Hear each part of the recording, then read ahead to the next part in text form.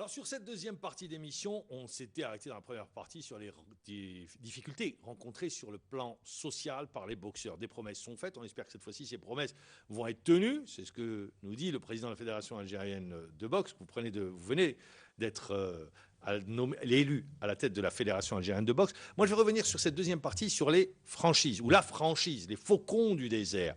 C'est une bonne chose la franchise pour la boxe algérienne? Oui, c'est une très bonne chose même. Oui. Sur le plan technique. Vous allez nous expliquer pourquoi. Pourquoi? Parce que le niveau de cette compétition est très élevé. C'est l'équivalent du niveau mondial et olympique.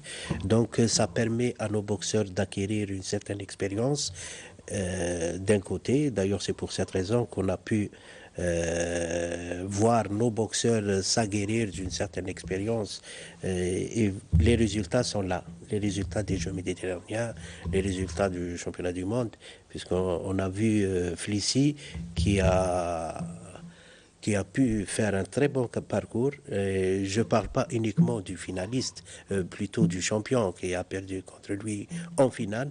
Il y a aussi deux autres boxeurs, le deuxième et le troisième classés mondialement, et il les a gagnés. Le parcours Taouf, les tours préliminaires. Donc il y a aussi le boxeur Abadi aussi qui a eu une certaine expérience. C'est à travers de cette compétition de la WSB. Je rappelle, la franchise, c'est-à-dire la franchise algérienne, les Faucons du désert, est engagée dans une compétition. Ça se déroule sous forme de tournoi en aller-retour, sous forme de coupe. C'est des matchs comme si c'était... C'est à peu près, c'est une ligue mondiale, c'est à peu près la Ligue des champions en football.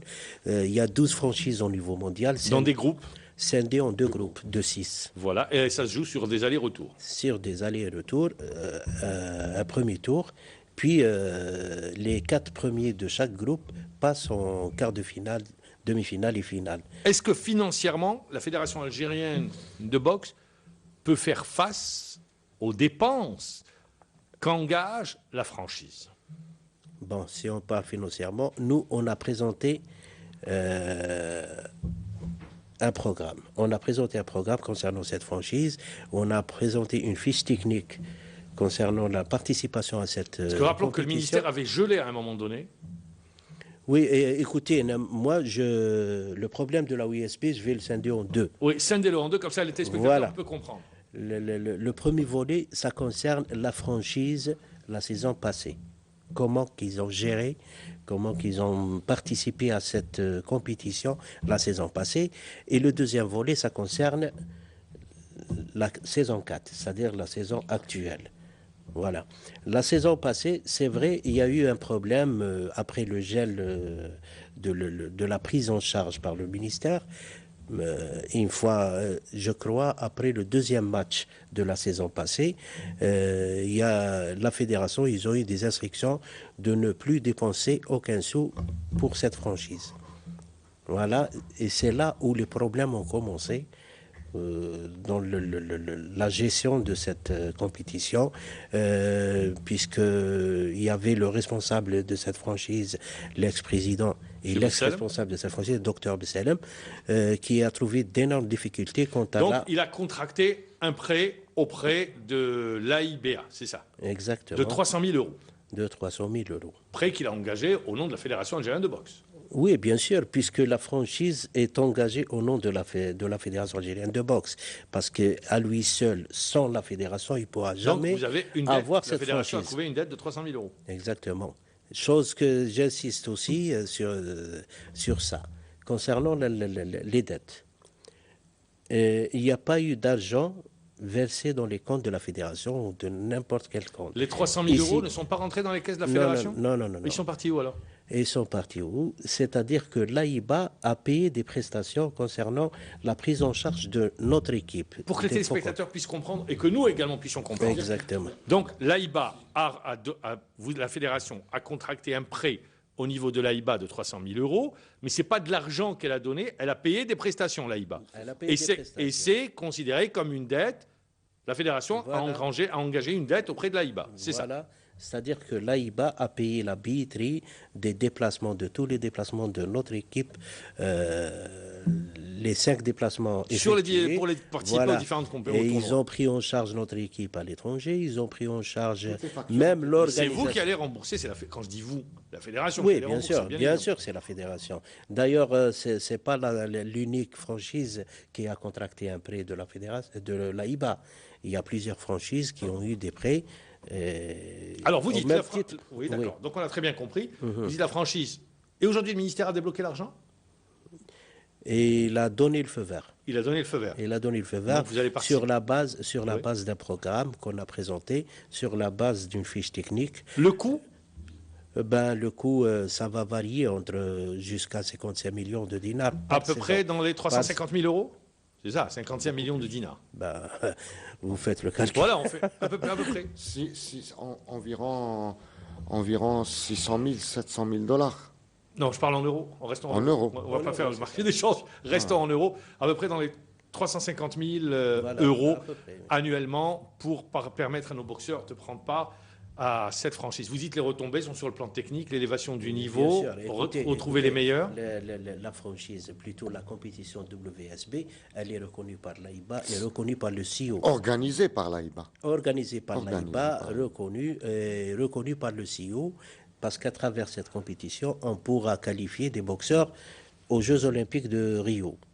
Et avant, c'était uniquement C'était pas boxeurs. le cas de Ben Chebla qui Le s'était- cas Chebla, de Ben en Chebla en 2015. 2011. En individuel. Ben Chebla s'est qualifié au classement Oui, individuel. ça va être la même chose parce La même qu'en chose, 2015, ce championnat de la WSB sera individuel et par équipe. C'est ça. Individuel pour se qualifier au JO et par équipe pour avoir le titre mondial. Alors, Président, juste pour savoir, Mhm. pour les Jeux Olympiques de 2012, il y a eu 5 boxeurs qualifiés. Comment ça va se passer pour la saison 4 La saison 4, ça va saison être, 6 et la saison 5? elle sera beaucoup plus avantageuse par rapport à cette compétition, la WSB, puisqu'il va y avoir 40 boxeurs qualifiés À travers la WSB. à travers la Ah, ça, WSB, c'est-à-dire 4 par catégorie. Donc, nos boxeurs auront beaucoup de chances de se qualifier à travers cette compétition. Et ce qui rajoute à l'intérêt, c'est que nos boxeurs peuvent retrouver au JO les boxeurs qu'ils rencontrent dans les différentes Exactement, confrontations exactement. dans cette franchise. Exactement. Écoutez, sur les 12 franchises existantes au niveau mondial, on retrouve les 8 meilleurs pays la boxe, on les trouve la WSB, Y compris Cuba. y compris Cuba, cette saison. les USA, Cuba, le Kazakhstan, l'Ukraine, la Russie. Ils ont tous une franchise et ils participent à cette compétition. Alors, Président, on a compris, la franchise est une excellente chose pour l'élévation du niveau de nos boxeurs, pour leur donner de la compétition, pour retrouver ceux qui pourraient être leurs futurs adversaires sur des championnats du monde ou bien aux Jeux Olympiques. L'encadrement de la franchise, c'est un encadrement algérien, Bien sûr. d'accord? C'est un encadrement algérien et ce n'est pas encore le temps pour installer justement l'encadrement. Parce qu'on a laissé entendre Puisqu'on qu'il attend- pourrait y avoir des changements en termes d'encadrement. Est-ce que vous allez fonctionner avec le même staff technique, vous allez changer ou pas? Non, mais écoutez, Ou est-ce ça qu'il y a va une être- réflexion qui est faite? il y a des idées et on attend toujours l'installation du DTN. Et une fois qu'il sera installé, Vous avez lancé un appel à candidature. oui, bien sûr. Pourquoi c'est une première, ça, l'appel à candidature? Ben, Après, je reviendrai à l'autre question. Parce que non, ben, c'est pas une première. Pourquoi c'est pas une première? Une première parce qu'elle est publiée. Parce qu'avant, ça a toujours été le cas. On fait circuler l'information pour que les gens. généralement, quand le intéressés- président d'une fédération arrive, il a une idée précise sur le DTN avec lequel il veut travailler ou le DEN. C'est prérogative de Ouais. désigner. D'accord, en plus, c'est le prérogative du président. Voilà. De proposer. Pas Oui, mais de proposer, mais généralement, le ministère de la Jeunesse et des Sports accepte. Parce Or, que la nomination, c'est au niveau du ministère. oui, mais Ah, l'appel à candidature, c'est une première. oui, Vous n'êtes pas satisfait du DTN actuel? Bon, il est toujours candidat, il a déposé son dossier. Ça postule. veut pas dire, oui, ça ne veut pas dire que je ne suis pas satisfait. Mais Et si vous lancez un appel? voilà, c'est sur la base, après mon élection, il était question de restructurer la fédération. Oui. il était question de restructurer la fédération, y compris le DTN, les services, les staffs techniques. Donc on a pris du temps pour régler ce problème parce qu'on avait des échéances juste après mon élection et il y avait des échéances de l'équipe nationale. Et c'est pour cette raison qu'on a retardé Donc alors quand la est-ce que restructuration. vous avez lancé un appel à candidature? Quand est-ce que vous allez vous retenir le candidat Idouane?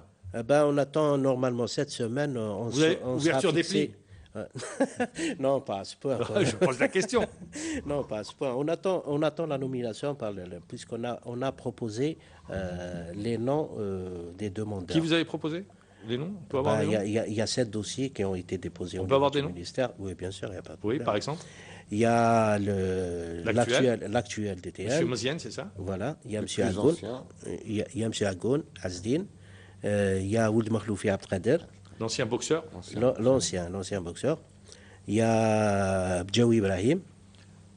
Avec qui l'Algérie a réussi de grands résultats également. Oui. Actuel Et entraîneur militaire. il y a Djelloul Khadim.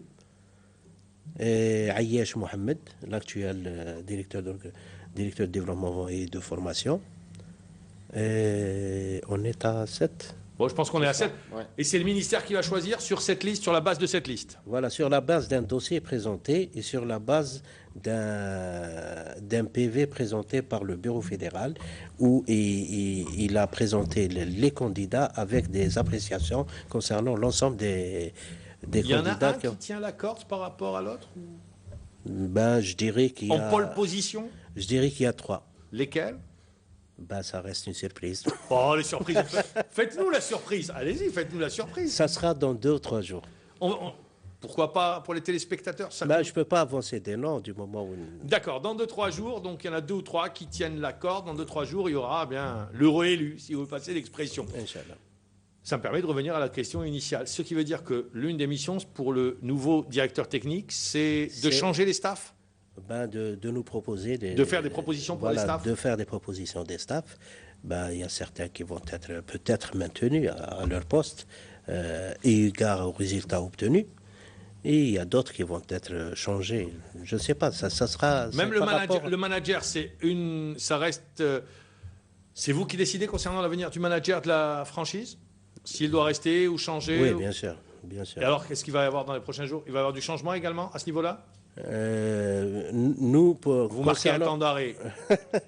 Non, ça veut dire qu'il va y avoir du changement? Et il va y avoir toute une étude concernant la gestion de la WSB. Il n'y a pas uniquement Donc, ce qui veut dire qu'il va y avoir manager. Il n'y a pas uniquement le D'accord. manager. Il y a aussi toute une commission qui va être installée au niveau de la fédération pour gérer justement cette compétition. Est-ce que vous pensez qu'aujourd'hui, on est en 2014, les JO, c'est en 2016, entre-temps, il y aura des